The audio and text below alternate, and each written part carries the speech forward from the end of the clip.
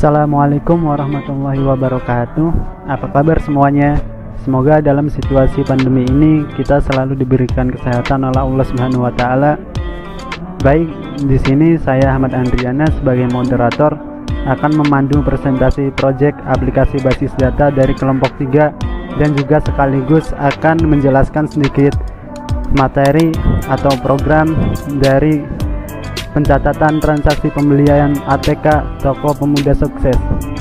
Untuk susunan acaranya, yang pertama adalah pembukaan, yang kedua penjelasan materi, yang ketiga penjelasan program, yang keempat kesimpulan, dan yang kelima penutup. Baik, langsung saja saya buka acara presentasi ini yang disusun oleh kelompok 3. Yang pertama di Ramjan Hijaya sebagai ketua, yang kedua saya sendiri Ahmad Andriana, yang ketiga ada Yesi Meliana sebagai anggota, yang keempat Philadelphia Estiana Jahadu sebagai anggota, yang kelima Yolanda Harun Tirta sebagai anggota. Baik, langsung saja kita ke penjelasan materinya.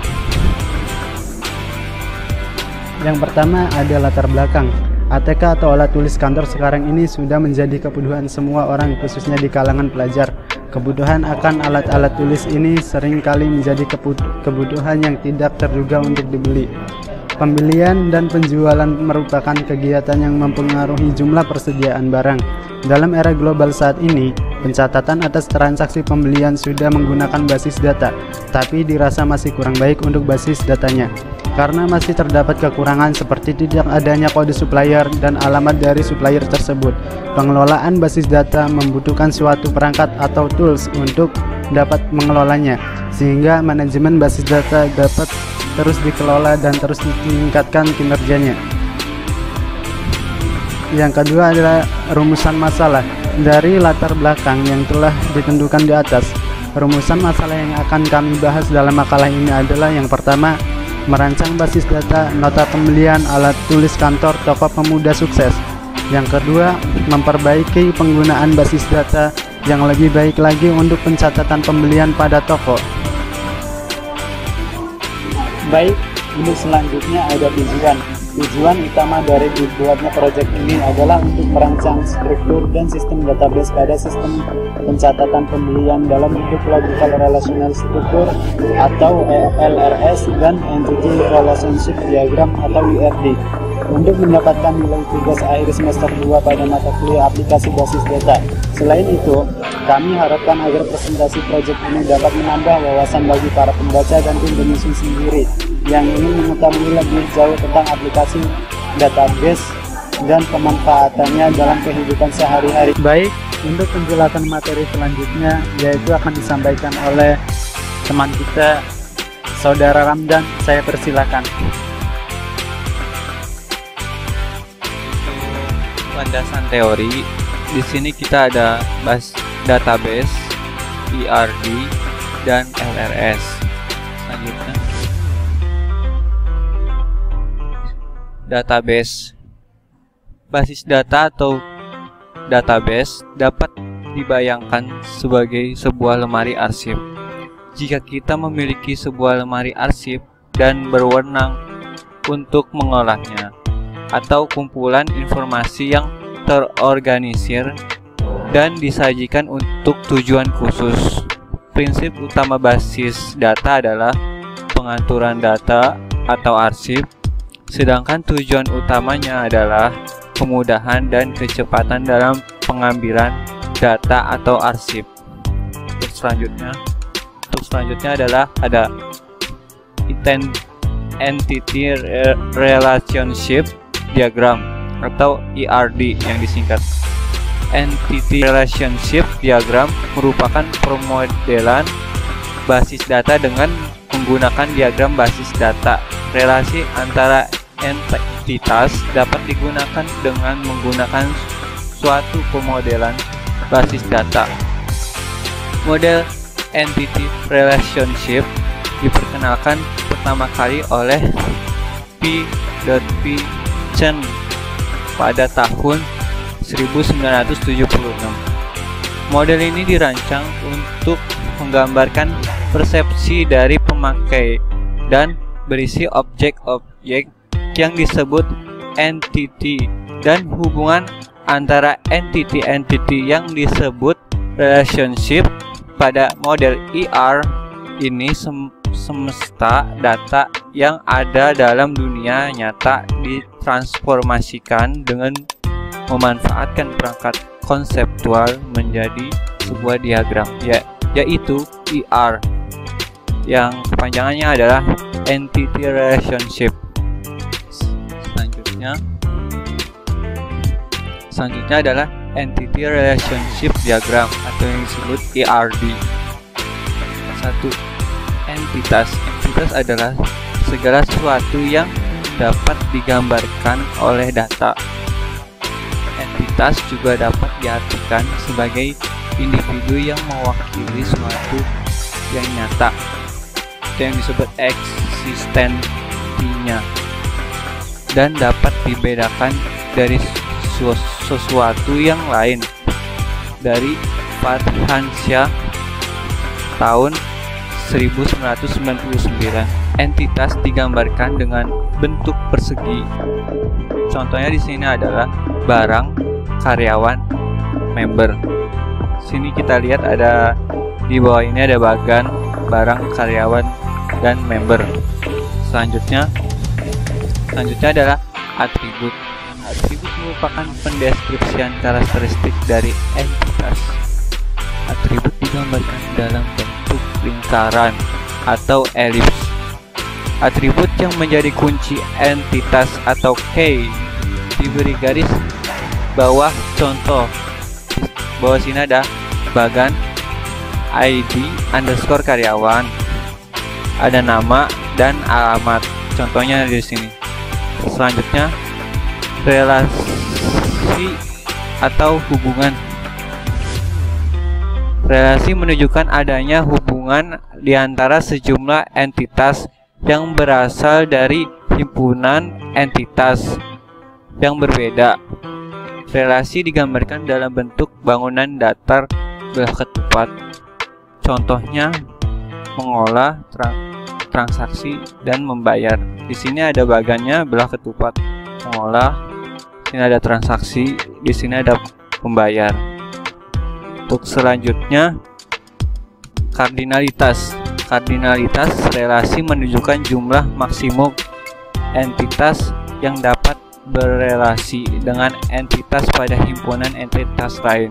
Adapun kardinalitasnya, untuk penjelasan selanjutnya akan disampaikan oleh teman kita Yolanda. Untuk selanjutnya, A, one to one, satu kesatuan, yang berarti setiap anggota entitas A hanya berhubungan dengan satu anggota entitas B. Begitu pula sebaliknya. B, one to many, satu kebanyakan, yang berarti setiap anggota entitas A dapat berhubungan dengan lebih dari satu anggota entitas B, tetapi tidak sebaliknya. C, many to many, banyak kebanyakan, yang berarti setiap entitas A dapat berhubungan banyak entitas himpunan entitas B, demikian sebaliknya. C, many to many, banyak ke banyak, yang berarti setiap entitas A dapat berhubungan banyak entitas himpunan entitas B, demikian sebaliknya.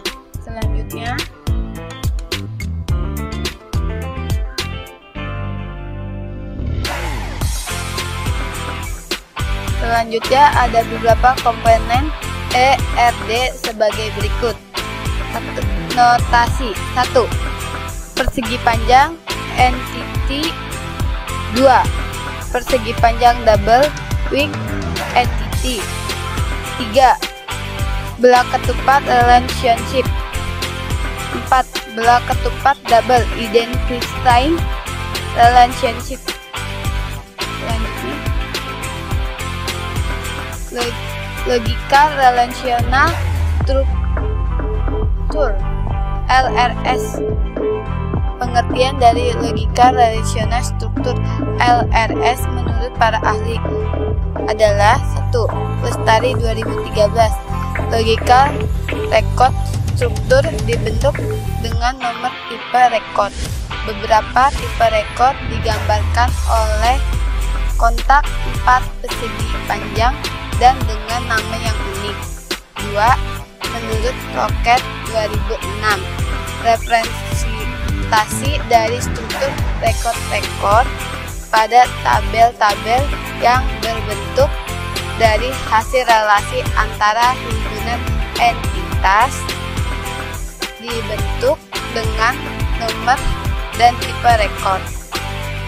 Beberapa tipe rekod digambarkan oleh kotak 4 persegi panjang dan dengan nama yang unik. Perbedaan LRS dan ERD adalah nama dan tipe rekod beberapa di luar file tipe rekod ditempatkan. LRS terdiri dari link-link di antara tipe rekod. Link ini menunjukkan arah dari satu tipe rekod lainnya. Banyak link dari LRS yang diberi tanda file yang dilihat pada kedua link tipe rekod menggambarkan LRS mulai dengan menggunakan model yang dimengerti. Selanjutnya, pembahasan umum berdasarkan perumusan masalah yang sudah kami paparkan sebelumnya. Kami membuat sebuah rancangan struktur dan sistem basis data pada proses pencatatan pembelian alat tulis sekolah dan kantor pada bentuk logika relasional struktur LRS dan entity relasional diagram ERD. Selanjutnya, pembahasan berdasarkan perumusan masalah yang sudah kami paparkan sebelumnya. Kami membuat sebuah rancangan struktur dan sistem basis data pada proses pencatatan pembelian alat tulis sekolah dan kantor dalam bentuk logika relasional struktur LRS dan entity relationship diagram ERD. Selanjutnya, pembahasan menentukan entitas. 1. Barang, 2. Supplier, 3. Pembelian, 4. Gudang. Nah, di sini udah ada gambarnya barang, supplier, pembelian, gudang. Next, selanjutnya basis data untuk membuat rancangan struktur dan sistem data proses pencatatan pembelian alat tulis sekolah dan kantor diperlukan analisa terhadap proses pencatatan pembelian alat tulis sekolah dan kantor untuk menentukan entitas dan atribut pada struktur basis data pencatatan pembelian alat tulis sekolah dan kantor.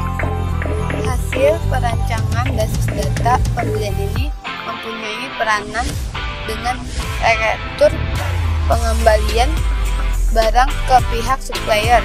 Selain itu juga berperan dalam perhitungan laba dan rugi, karena dalam basis data pembelian ini terdapat harga pembelian dari supplier dan harga jual oleh pihak toko ke customer atau pelanggan, dan juga berperan pada penambahan stok barang di gudang, karena pembelian adalah untuk menambah stok barang di gudang. Dan selanjutnya akan disampaikan oleh teman kami yang bernama Yesi. Lanjutan dari analisa basis data ada 5 atribut. Yang 1, barang memiliki atribut KD_barang atau kode barang, NM_barang atau nama barang, HG_jual atau harga jual, jumlah dan satuan. Yang kedua itu supplier memiliki atribut ID underscore supplier atau ID supplier, NM underscore supplier atau nama supplier, not underscore telepon atau not telepon, alamat dan kota. 3. Pembelian memiliki atribut not underscore nota X pembelian atau nomor nota pembelian, tanggal dan total. 4. Gudang memiliki atribut ID underscore gudang atau ID gudang, nama X stok. 5. Melibatkan date X beli atau detail pembeliannya, memiliki atribut jumlah underscore beli atau jumlah beli, SB underscore total atau subtotal, satuan, HG underscore beli atau harga beli. Selanjutnya,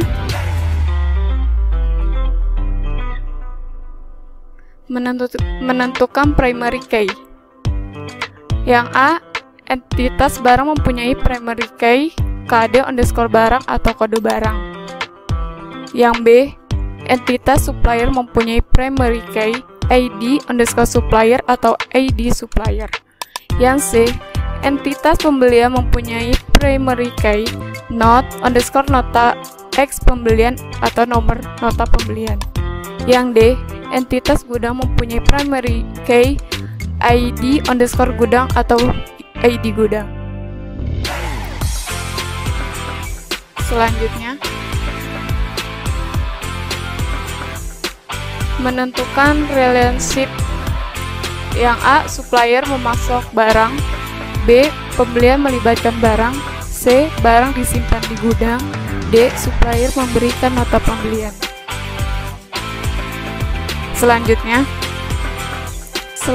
menentukan cardinality. 1. Pembelian dengan supplier mempunyai derajat cardinalitas 1 to many atau M banding 1.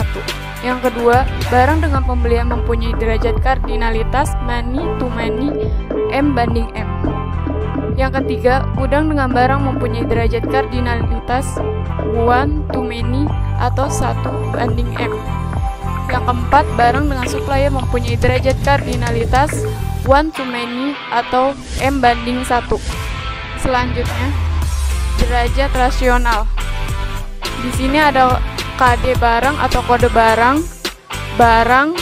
terus melibatkan pembelian, notaks pembelian. Barang disimpan di gudang, lalu ke ID gudang, terus barang memasok, lalu ke supplier. Pembelian, lalu memberikan ke supplier. Supplier ke ID supplier. Selanjutnya, ERD dan LRS. Dari hasil analisa basis data terhadap proses pencatatan pembelian ATK, pada tahap selanjutnya kami membuat struktur hubungan relationship setiap entitas yang saling berhubungan atau mempunyai keperluan terhadap entitas lain. Berikut ini adalah hasil pembuatan diagram hubungan antara entitas atau ERD pada proses pencatatan pembelian ATK. Ada nama barang, harga jual, satuan, KD barang atau kode barang, jumlah, lalu ke barang. Disimpan di gudang, nama, ID gudang, X stok. Barang melibatkan jumlah beli, subtotal atau SB total, satuan, HG jual atau harga jual. Melibatkan pembelian, tanggal, nota X pembelian, total. Pembelian, memasok, supplier, ID supplier, NM supplier atau nama supplier, not telepon, kota, alamat. Untuk penjelasan selanjutnya akan dijelaskan oleh teman saya yang bernama Villa. Selanjutnya, adalah hasil pembuatan struktur logikal hubungan antar entitas LRS pada proses pencatatan pembelian ATK atau alat tulis kantor. Di sini pertama terdapat barang memiliki NM undercost barang atau nama barang, KD undercost barang atau kode barang, HG undercost jual atau harga jual, dan satuan. Berikut gudang, terdapat nama, ID undercost gudang atau ID gudang, dan X-stock. Melibatkan terdapat CMLH undercost beli atau jumlah beli, satuan, SB undercost total atau subtotal, HG undercost jual atau harga jual.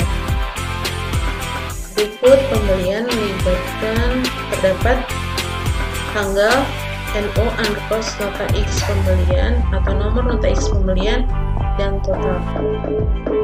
Supplier terdapat ID undercost supplier atau ID supplier, NM undercost supplier atau nama supplier, NO undercost tel atau nomor telepon, kota, dan alamat. Selanjutnya transformasi ER diagram. Transformasi yang pertama, relasional dari barang dan gudang. Pertama, barang, terdapat KD undercost barang atau kode barang, NM undercost barang atau nama barang, HG undercost jual atau harga jual, satuan, dan jumlah. Disimpan gudang. Di gudang terdapat ID undercost gudang atau ID gudang, nama, dan X-stock. Selanjutnya, transformasi relasional dari pembelian dan supplier. Pembelian terdapat NO undercost nota X pembelian atau nomor nota X pembelian, tanggal, dan total. Memasuk supplier. Supplier terdapat ID undercost supplier atau ID supplier, NM undercost supplier atau nama supplier, NO undercost tab atau nomor telepon, alamat, dan kuota. Selanjutnya, yang ketiga, transformasi relasional dari barang dan pembelian. Pertama, barang, terdapat KD undercost barang atau kode barang, NM undercost barang atau nama barang, HG undercost jual atau harga jual, satuan, dan jumlah. Melibatkan terdapat CMLH undercost beli atau jumlah beli, SB undercost total subtotal, HG undercost beli atau harga beli, dan satuan. Berikut pembelian terdapat NO undercost nota X pembelian atau nomor nota X pembelian, tanggal, dan total. Berikut, ini adalah tampilan codingan yang kami buat. Di sini kami menggunakan command prompt. Tampilan ini adalah tampilan awal dari command prompt.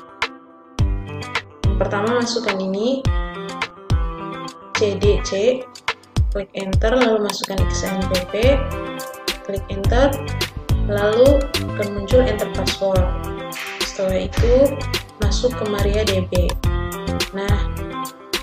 Lalu masukkan create database DBX pemesanan, lalu klik enter. Lalu kalau muncul query OK, berarti next, bisa dilanjutkan.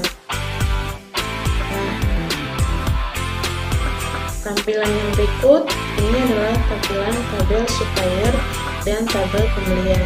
Kita masuk ke MariaDB, lalu masukkan use DBX pemesanan, klik enter, lalu database change, lalu klik enter, masuk ke MariaDB, masukkan klik tabel DBX supplier. Ini untuk tabel suppliernya. Terdapat ID undercost supplier atau ID supplier, vouchernya 1500, NM undercost supplier atau nama supplier, vouchernya 20.